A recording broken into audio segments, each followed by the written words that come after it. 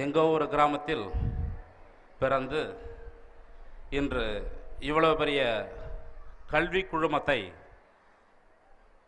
உருவாக்கி மாணவர்களுக்கு கல்வி செய்ய வளைத்து இந்த மதுரையினுடைய மிகப்பெரிய ஒரு கல்வி குழுமத்தை உருவாக்கிய நமது சேர்மன் அவர்களுக்கு எனது சிறந்தாழ்ந்த வணக்கத்தை முதலில் தெரிவித்துக் கொள்கிறேன். மற்றும் ரெஸ்பெக்டட் டைரக்டர்ஸ், இது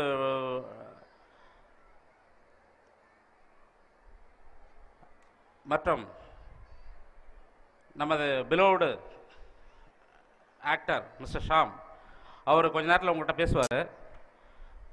அவருக்காக எல்லாம் வெயிட் பண்ணுறீங்க. நான் உங்கள் நேரத்தை வேஸ்ட் பண்ண விரும்பலை.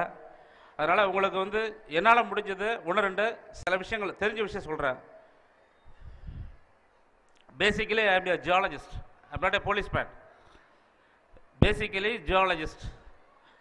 Indian first oils and natural கார்பரேஷனில் நான் ஒரு சயின்டிஸ்ட் பேசிக்கலாக. அதுக்கப்புறம் போலீஸ் டிபார்ட்மெண்ட்டில் ஜாயின் பண்ணேன்.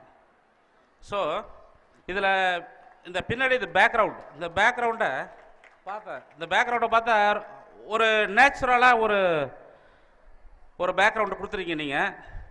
நான் இந்தியாவில் நிறைய ஏரியாவில் எக்ஸ்ப்ளோரேஷன், அதாவது பெட்ரோலியம் க்ரூட் ஆயில் எக்ஸ்ப்ளோரேஷனுக்காக நிறைய இடத்துக்கு விசிட் பண்ணி போயிருக்கோம் ஆஸ் எ சயின்டிஸ்ட்டுங்க முறையில். போகிறப்ப நம்மளுடைய இயற்கை வளங்கள், இப்போ இனாகுரல் அட்ரஸில் மிஸ்டர் அபினாஷ் கூட பேசினார், குளோபல் வார்மிங் பற்றி பேசுகிறார். நம்ம இயற்கை வளங்களை நம்ம முறையாக பயன்படுத்துகிறோமா? அதே மாதிரி நம்மளுடைய நேச்சுரல், அதாவது நம்ம வாழ்க்கை இயற்கையோடு ஏந்திருக்கிறதா? இந்த விஷயத்தை சின்ன பசங்களுக்கு தெரியாது.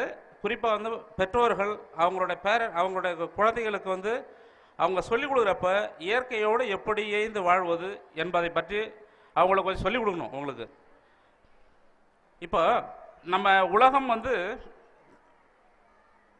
சயின்டிஃபிக்காக நம்ம உலகம் தோன்றது 4500 வருடம் அதாவது 450 இயர்ஸ், 4500 வருஷத்துக்கு முன்னாடி உள்ள மில்லியன் இயர்ஸ்க்கு முன்னாடி தோன்றதா சொல்கிறாங்க. அதாவது 4.5 பில்லியன் இயர்ஸ். இப்போ நம்ம வாழ்ந்துட்டு இருக்க டைம் பார்த்தீங்கன்னா ஒரு 2000 வருஷத்துக்கு கூட நமக்கு ஹிஸ்ட்ரி கிடையாது. ஒரு 5000 இயர்ஸ்க்கு தான் நமக்கு இண்டஸ் வேலி சிவிலைசேஷன் இதெல்லாம் வந்துருக்குது.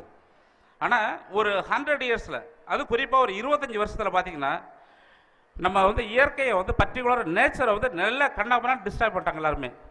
அதுக்கு ஒரு வரைமுறையான ஒரு எக்ஸ்ப்ளாய்டேஷன் இல்லாமல் மொத்தமாக எல்லாத்தையும் டிஸ்டர்ப் பண்ணி நம்ம சமூகமே ஃப்யூச்சரில் வாழ முடியுமா, இன்னும் ஒரு 50 ஆண்டுகளுக்கு பிறகு நம்ம சமூகம் வாழ முடியுமா கண்டிஷனில் கொண்டு வந்துருக்காங்க. இப்போ இதே கண்டிஷனில் போணுச்சுன்னா இன்னும் ஒரு 50 இயர்ஸ் 100 இயர்ஸ்க்கு பின்னாடி மனுஷன் ஆக்சிஜன் சிலிண்டரோட தான் அலையிற மாதிரி இருக்கும்.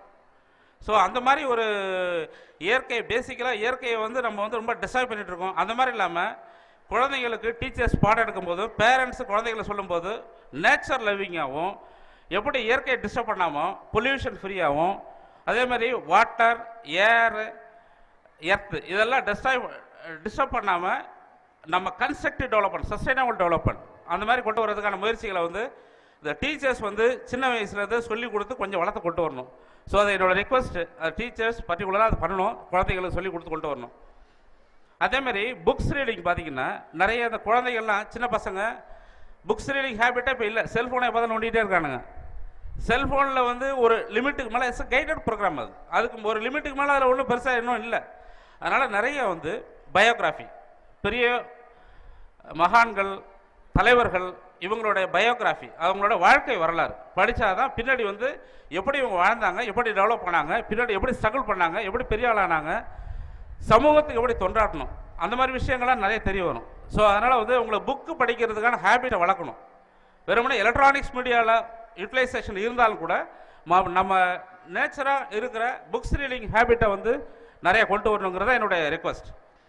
அப்புறம் சோஷியல் செட்டப்பில் பார்த்தீங்கன்னா இப்போ பெரியவர்களுக்கு சின்ன பசங்க எவ்வளோ தூரம் மரியாதை கொடுக்குறான்னு தெரியல. இப்போ பெரியவங்கன்னா பெரியவங்க தான், அறிவு கம்மியாக இருந்தால் கூட பெரியவன் தான் எப்பொழுதுமே. ஆனால் சின்ன பசங்க, சின்ன பேரண்ட்ஸ் அவங்களோட வீட்டில் இருக்க எல்டர்லி பீப்புள்ஸ், பக்கத்தில் இருக்கவங்க ஸ்கூலில் காலேஜில் சொசைட்டியில் இருக்க எல்டர்லி பீப்புள்ஸ் வந்து ரெஸ்பெக்ட் கொடுக்குற மாதிரி அவங்க கொஞ்சம் டெவலப் பண்ணி விடணும் குழந்தைகளுக்கு. இது ஒரு ரெக்வஸ்ட், என்னோட ரெக்வஸ்ட். ஏன்னா நிறைய ஓல்டேஜ் ஹோம்ஸ் வந்து நிறைய வந்துருச்சு இப்போ. அது ரொம்ப இது வந்து ஆக்சுவலாக இது நம்ம கலாச்சாரமே கிடையாது. நல்லவனோ கெட்டவனோ ஏழையோ பணக்காரனோ நம்ம குழந்தைங்களை பெரியவங்களை நம்ம வீட்டில் வச்சு வளர்த்து கடைசி வேலைக்கு கடமையாற்றுறது தான் நம்மளோட இது. ஆனால் இது ஃபாரினை பார்த்துட்டு எல்லாம் பண்ணுறாங்க, ஏன் அவங்களுக்கு சாப்பாடு போடணுங்கிற மாதிரி ஓல்டேஜ் ஹோம்ஸ் நிறைய வந்துருச்சு இப்போ.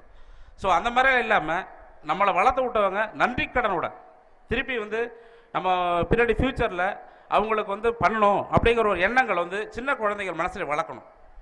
இது வந்து முக்கியமானதுங்க. இது வந்து நிறைய பேர் பண்ணுறது கிடையாது. அப்புறம் குறிப்பாக அந்த குழந்தைங்களுக்கு செல்ஃப் கான்ஃபிடென்ஸ் நிறைய பேர் பார்த்தீங்கன்னா எல்லாம் பேண்ட் போட்டிருப்பான், ஷர்ட் போட்டிருப்பான், நல்லா டிப்டாப்பாக இருப்பான். பட் அவனை கொஞ்சம் டிஸ்டர்ப் பண்ணினா அவனால் செல்ஃப் கான்ஃபிடன்ஸ் இருக்க முடியாது. ஒரு சின்ன விஷயத்துக்கு கூட டெம்ப்ட் ஆகுறாங்க.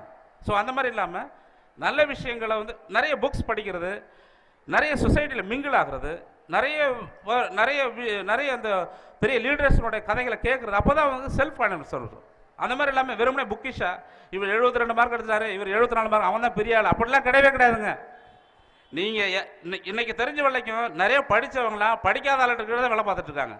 நான் பார்த்த வரைக்கும் நிறைய இடத்துல நிறைய படித்தவங்க அவன் பார்த்தீங்கன்னா பெரிய பிஸ்னஸ் மேக்னட்டாக இருக்கிறான், இவன் அவனே டெக்னீஷியனாக இருக்கிறான் இவன்கிட்ட படித்தவன். ஸோ அந்த மாதிரி இல்லாமல் படித்தவர்கள் மேலே வரணும்.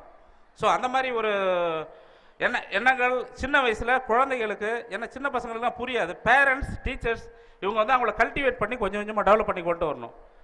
அதே மாதிரி இப்போ நம்ம வந்து இங்கிலீஷில் இன்டெகிரிட்டின்னு வார்த்தை இருக்குதுங்க. இன்டெகிரிட்டின்னு ஒரு வார்த்தை இருக்குது. இன்டெகிரிட்டி கேட்டிங்கன்னா எல்லா விதமான குட் கேரக்டர்ஸ் எல்லாம் சேர்ந்தாதான் இன்டெகிரிட்டி வரும். அது வெறுமனே வந்து ஒரு டிசிப்ளின் அது நிறைய சொல்கிறாங்களா, அது எல்லா விதமான கேரக்டர்ஸ் தான் இன்டெகிரிட்டின்னு வரும்.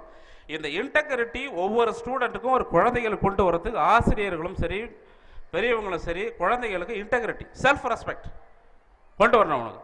ஸோ அந்த மாதிரி நம்மளோட எஜுகேஷன் நம்மளுடைய டீச்சர்ஸ் இவங்களுடைய வந்து எய்மும் வந்து அந்த மாதிரி இருக்கணும். இன்டெகிரிட்டி வளர்க்குறது ரொம்ப முக்கியமானதுங்க. ஒருத்தனுக்கு வந்து சுயமரியாதைனாலும் மனுஷனே கிடையாது. அவன் யாராக இருந்தாலும் சரி தான், அது எவ்வளோ பெரிய போஸ்ட்டில் இருந்தாலும் சரி, எவ்வளோ பெரிய பணக்காரனாக இருந்தாலும் சரி, அப்படிலாம் கிடையாது. சுயமரியாதை செல்ஃப் ரெஸ்பெக்ட் இது செய்யக்கூடாது.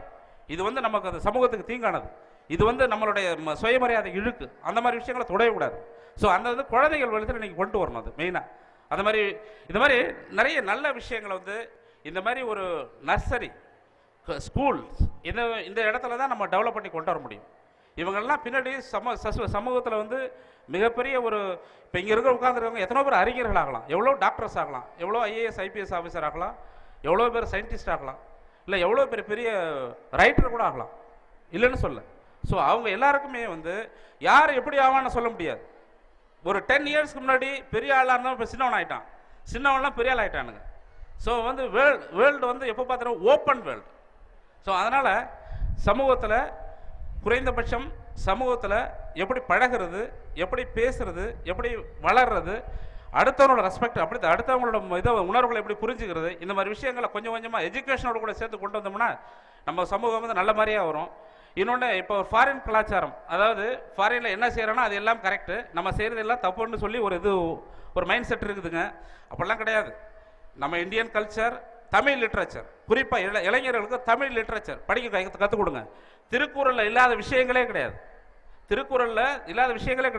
அதை யாரும் படிக்கிறது கிடையாது நம்ம. ஸோ அதனால் திருக்குறள் நிறைய படிக்கணும்.